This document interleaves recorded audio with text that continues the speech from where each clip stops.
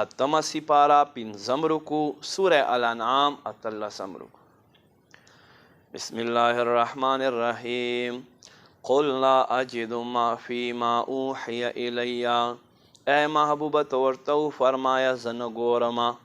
په هغه څه کې چې ما طرف ته وحی کېږي محرما حرام کړلی شوی علی طاعم د خوراک شیزونو نه یطعمه چې خوړلی کېږي الا ان یکون میتة مگر هغه چې وي مرداره او دمن یا وینه مسفوحا بهیدونکې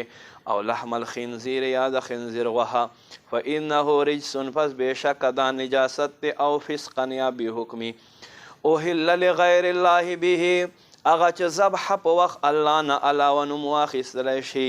فمن اضطر غیر باغ هغه چې لاچار وي سرکشي کوونکی نه ولا عاد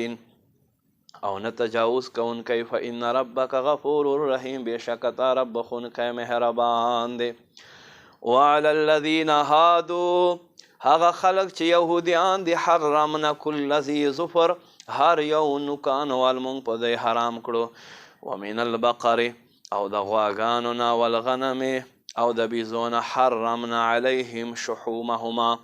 مونږ حرام کړو په دی باندې چربي الا ما حملت ظهورهما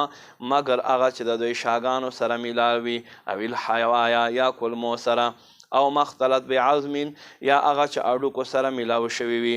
ذلک جزیناهم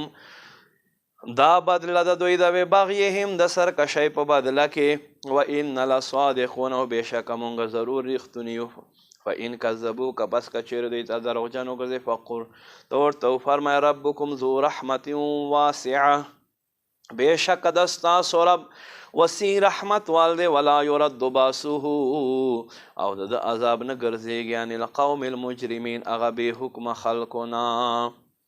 هغه مجرمانو خلقنا سیقول الذین زرد چې اوبوای هغه خلق اشرکو چې مشرکان دي لو شاء الله که چیرته الله خوښوي ما اشرکنا مونږ به شرک نه کولو ولا آباؤنا نه به مونږ پلارونو شرک کولو ولا حرمنا من کل شیء او نه به په مونږ باندې څه شیزونه حرام کذلک دکشان کذب الذین ویغه خلقو من قبلهم چې دوی نه مخکې حتی ذاقوا باسنا تر دې پورې چې زمونږ عذاب دی وسکو.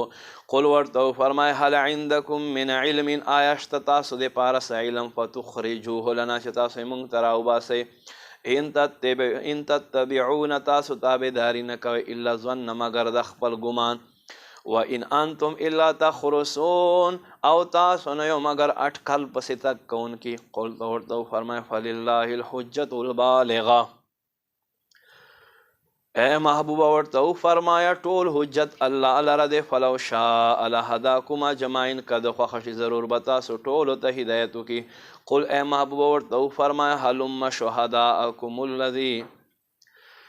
را وغواړئ تاسو خپل هغه ګواهان یشهدون چې دوی ګواهي وکړي ان الله بېشکه الله حرم هذا چې دا حرام کړی فإن شهدوا پس که دوی دا ګواهي وکړي فلا تشهد معهم پس دوی خواته مگر زیږه ګواه ولا تتبع اهواء الذین او اوریدونکي ته خواهشاتو پسې